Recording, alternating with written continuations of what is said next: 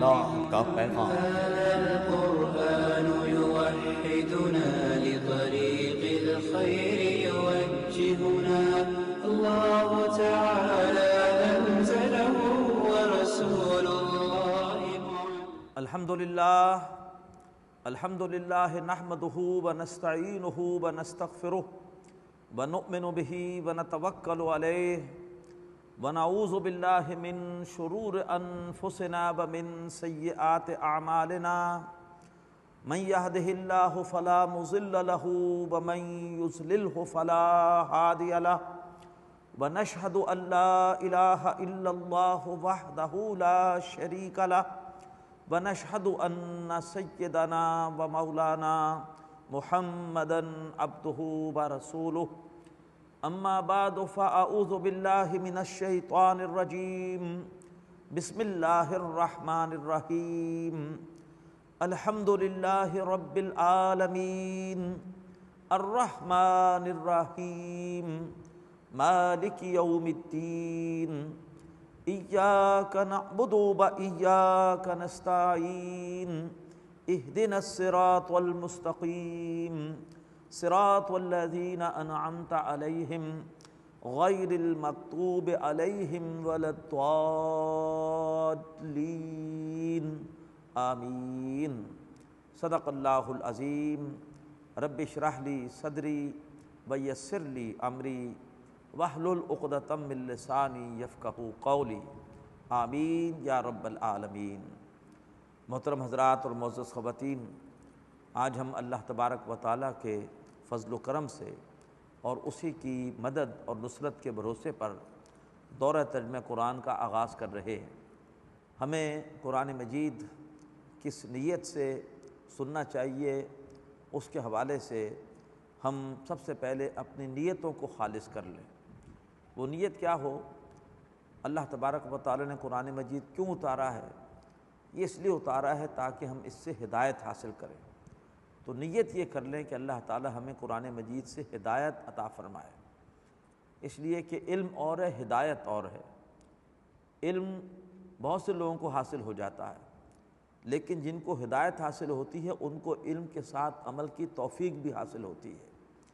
اللہ تعالیٰ نے سورہ آل عمران آیت نمبر 103 میں فرمایا کذالک یبین اللہ لکم آیاتہ لعلکم تہتدون، اسی طرح سے اللہ تعالیٰ تمہارے لیے اپنی آیتوں کو واضح کرتا ہے تاکہ تم اس سے ہدایت حاصل کرو۔ پھر ہدایت کس کو ملتی ہے؟ اس کے حوالے سے اللہ نے فرمایا سورۃ المائدہ آیت 16 میں یہدی بہ اللہ من اتبع رضوانہ سبل السلام، اللہ تعالیٰ اس قرآن کے ذریعے سے ان کو ہدایت دیتا ہے جو اللہ کی رضا کے طلبگار ہوتے ہیں، اور ہدایت دیتا ہے سلامتی کے راستوں کی۔ تو اللہ تعالیٰ ہمیں اپنی نیتوں کو خالص کرنے کی توفیق عطا فرمائے کہ ہم نے صرف اللہ کی رضا کے حصول کے لیے قرآن مجید کو سننا، اور اس لیے سننا ہے تاکہ اللہ اس سے ہمیں ہدایت کے راستوں کی، سلامتی کے راستوں کی اللہ ہمیں ہدایت نصیب فرمائے۔ پھر سورہ زمر آیت 18 میں اللہ تبارک و تعالیٰ نے فرمایا کہ الذین یستمعون القول فیتبعون احسنہ، اللہ کے محبوب بندے وہ ہیں کہ جو بڑی توجہ سے اللہ کے کلام کو سنتے ہیں اور پھر بڑے بہترین طریقے سے اس کی پیروی کرتے ہیں، یعنی اللہ کے احکامات پر بہترین طریقے سے عمل کی کوشش کرتے ہیں۔ تو آئیے ہم اللہ تبارک و تعالیٰ سے یہ دعا کرتے ہوئے قرآن سنیں کہ اللہ تعالیٰ ہمیں اپنے احکامات پر عمل کی توفیق عطا فرمائے۔ مزید اپنی نیت میں یہ بھی شامل کر لیجئے کہ انشاءاللہ آپ جو کچھ سنیں گے، جو کچھ سمجھیں گے، اس نور کو دوسروں تک پہنچانے کی بھی کوشش کریں گے، کیونکہ اللہ کے رسول کا ارشاد بخاری شریف کی حدیث کہ خیرکم من تعلم القرآن وعلمہ، تم میں سے بہترین لوگ وہ ہیں جو قرآن مجید سیکھیں اور اسے دوسروں کو سکھائیں۔ اور پھر ایک بڑی اہم بات جو مولانا مودودی رحمۃ اللہ علیہ نے تفہیم القرآن کے مقدمے میں لکھی ہے کہ قرآن مجید ایسی کتاب نہیں ہے کہ جس کو کسی ٹھنڈے کمرے میں آرام دہ کرسی پر بیٹھ کر پڑھا جائے اور سمجھ لیا جائے۔ ممکن ہے علم تو حاصل ہو جائے، لیکن قرآن مجید سے ہدایت اس کو ملے گی جو کہ میدان میں آ کر وہی جد و جہد کرے جس جد و جہد کے دوران اللہ نے قرآن مجید نازل کیا۔ ایک بڑی کٹھن جد و جہد اللہ کے رسول صلی اللہ علیہ وسلم اور صحابہ کرام کر رہے تھے اللہ تبارک و تعالیٰ کے دین کو غالب کرنے کی۔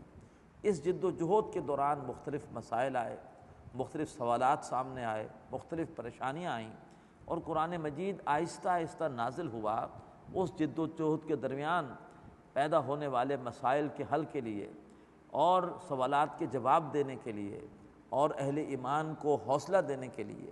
اگر ہم وہ جد و جہد کریں گے تو قرآن مجید ہمیں جو مسائل درپیش ہوں گے ان کا حل پیش کرتا ہوا محسوس ہوگا۔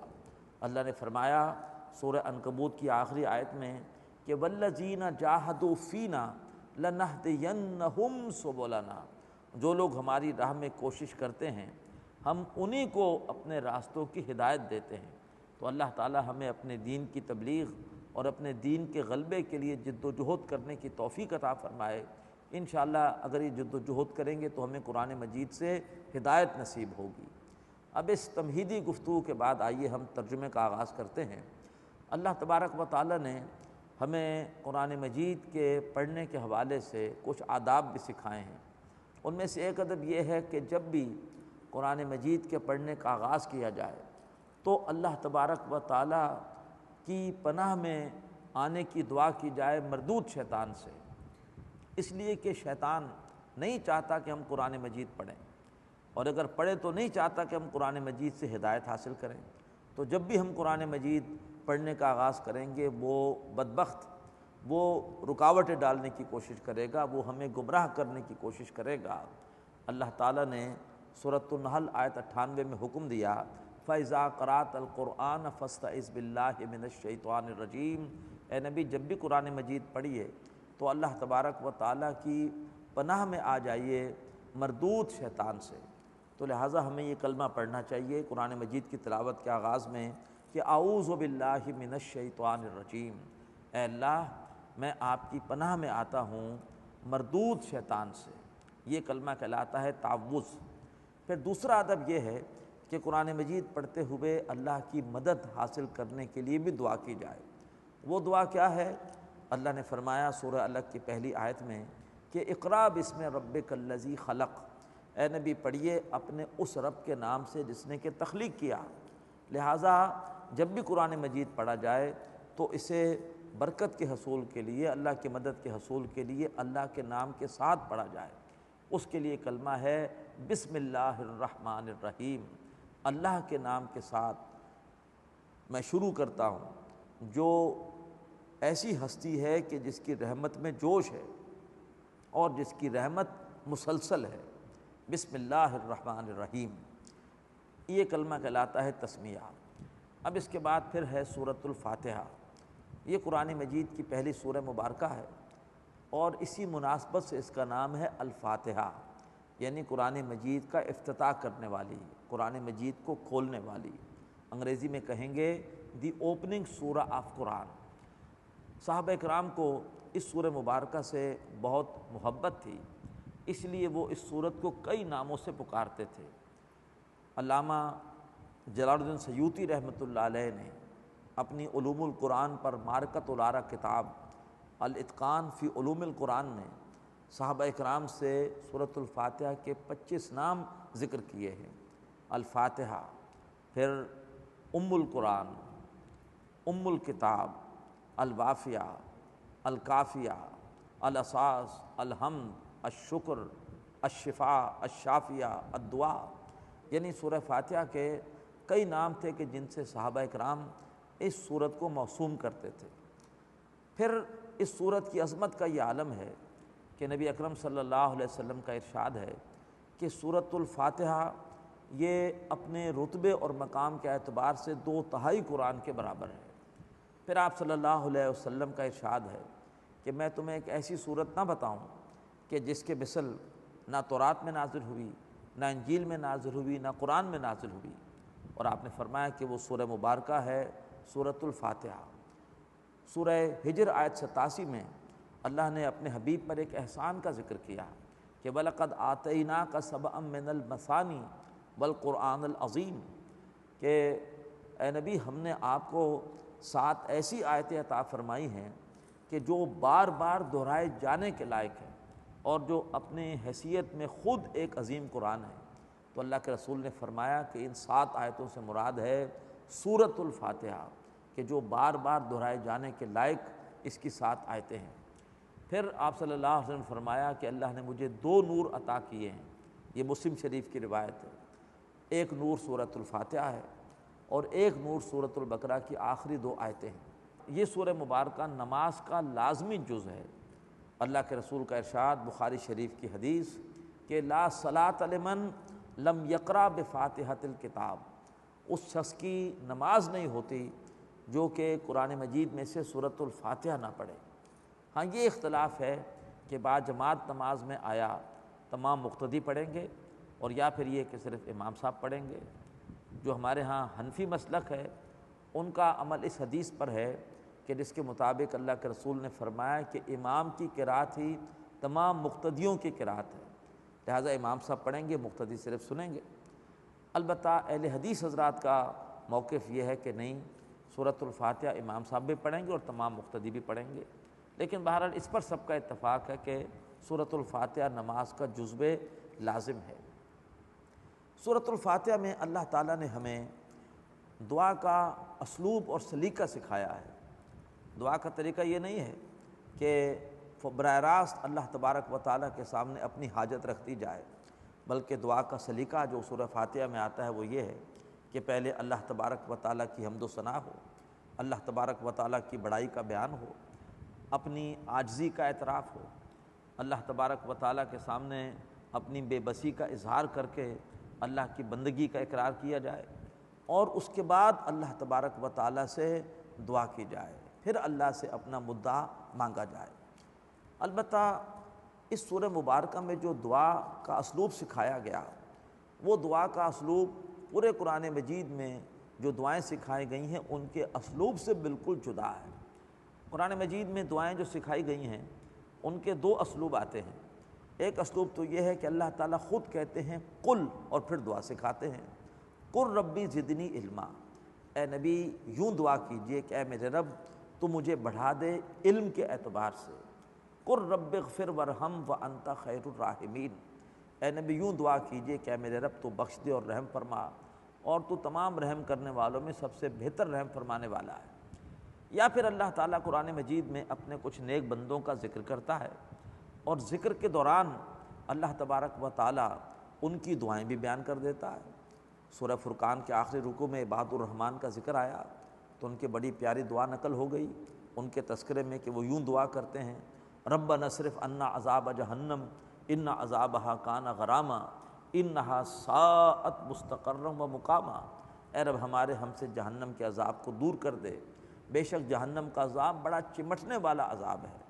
جہنم بہت ہی بری جگہ ہے، مستقل قیام کے اعتبار سے بھی اور عارضی قیام کے اعتبار سے بھی۔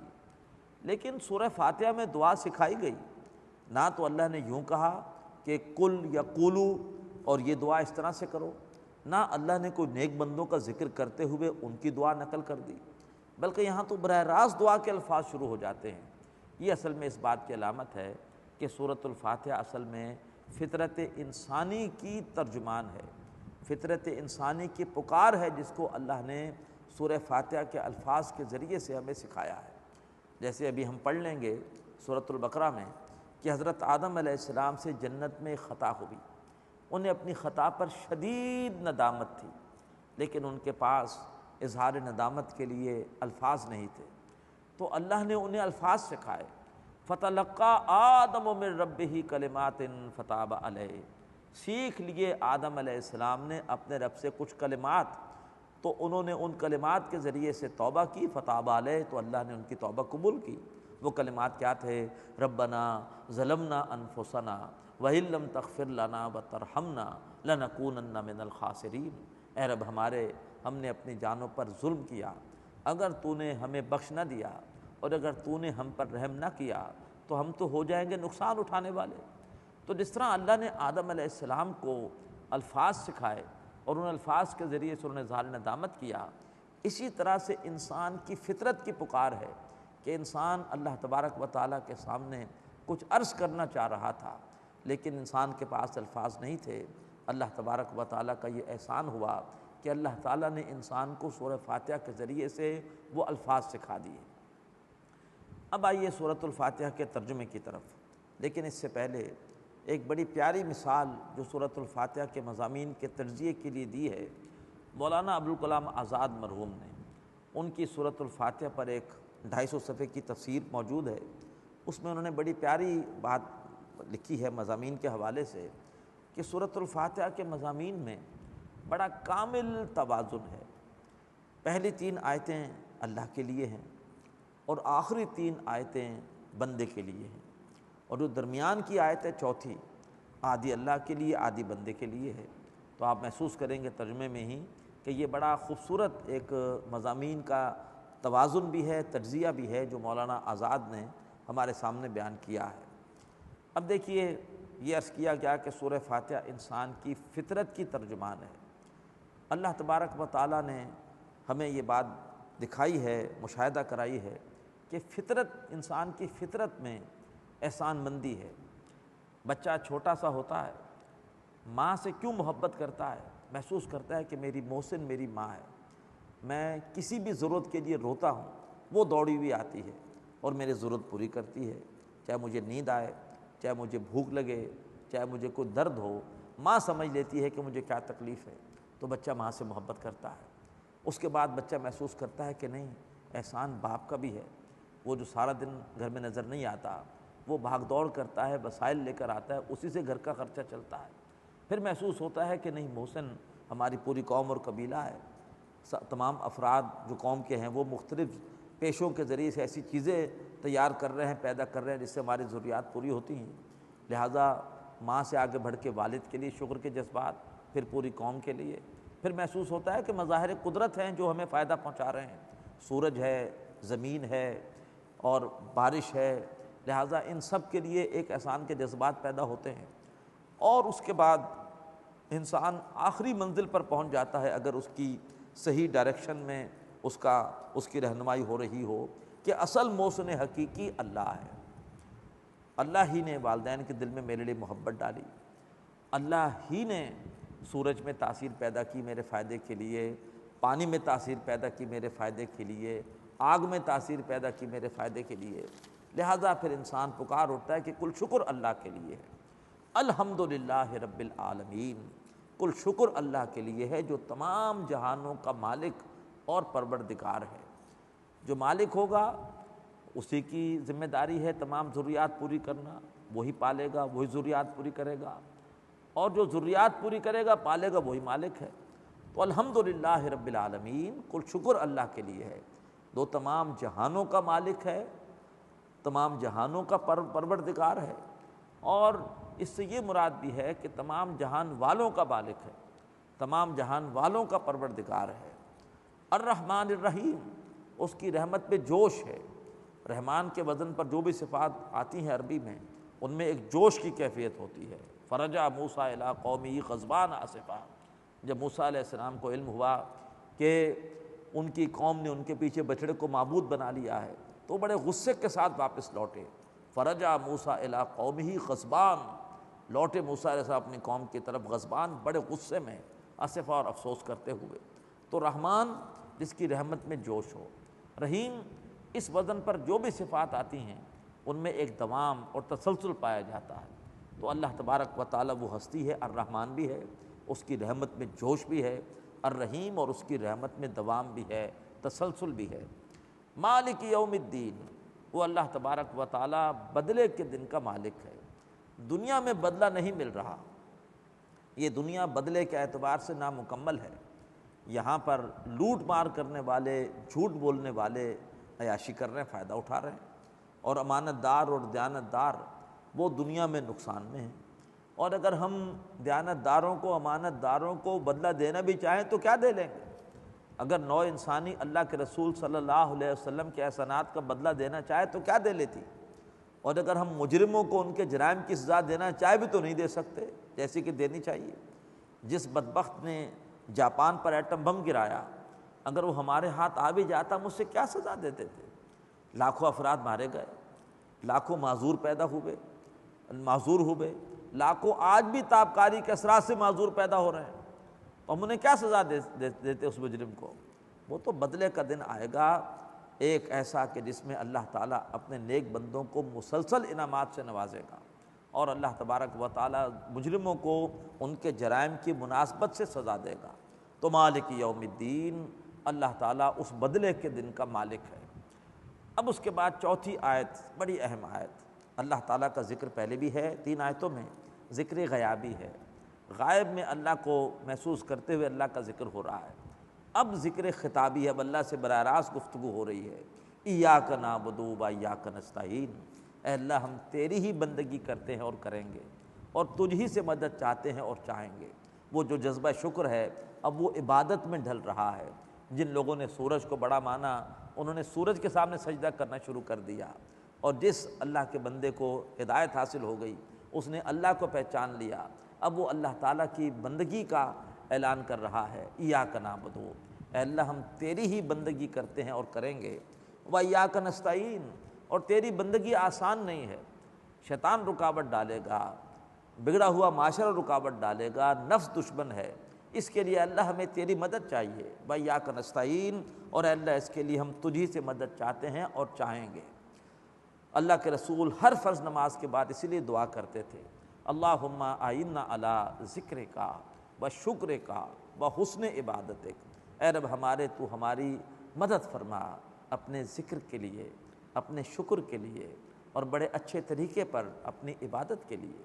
ایاک نعبد و ایاک نستعین، ہم عاجز ہیں، لاچار ہیں، اے اللہ ہم تیری بندگی کرنا چاہتے ہیں، اس کے لیے تو ہماری مدد فرما۔ اب اللہ کی بڑائی کا بیان بھی ہو گیا، اللہ کے سامنے اپنی عاجزی کا اظہار بھی ہو گیا، اللہ تعالیٰ کی بندگی کرنے کا بھی انسان نے اللہ کے سامنے اعلان کر دیا۔ اب آ رہی ہے دعا، اہدنا الصراط المستقیم، اے اللہ تو ہمیں سیدھے راستے کی ہدایت عطا فرما۔ ہم سیدھے راستے پر نہیں چل سکتے جب تک کہ تیری طرف سے رہنمائی نہ ہو۔ عورتیں قانون بنائیں گی تو مردوں کے ساتھ زیادتی کر دیں گی، مرد ضابطہ بنائیں گے تو عورتوں کے ساتھ زیادتی کریں گی، امیر قانون بنائے گا تو مامورین کے ساتھ زیادتی ہوگی، مامورین ضابطہ بنائیں گے تو امیر کی حق تلفی ہوگی، اجتماعیت کے مفادات کو دیکھیں گے تو فرد کے ساتھ زیادتی ہوگی، فرد کے مفادات کو دیکھیں گے تو اجتماعیت کا نقصان ہوگا۔ اے اللہ ہم لاچار ہیں، بے بس ہیں، ہم عاجز ہیں، ہم نے تجھے بھی پہچان لیا، ہم نے آخرت کے دن، بدلے کے دن کو بھی پہچان لیا، اب ہمیں تیری طرف سے کسی ایسے رسول اور بندے کی ضرورت ہے کہ جو آ کے ہمیں سیدھے راستے کی ہدایت دے کہ ہم نے تجھے راضی کرنے کے لیے، آخرت کی تیاری کے لیے کرنا کیا ہے اور کس طرح اعتدال کے ساتھ کرنا ہے۔ اہدنا الصراط المستقیم، اے اللہ تو ہمیں سیدھے راستے کی ہدایت عطا فرما۔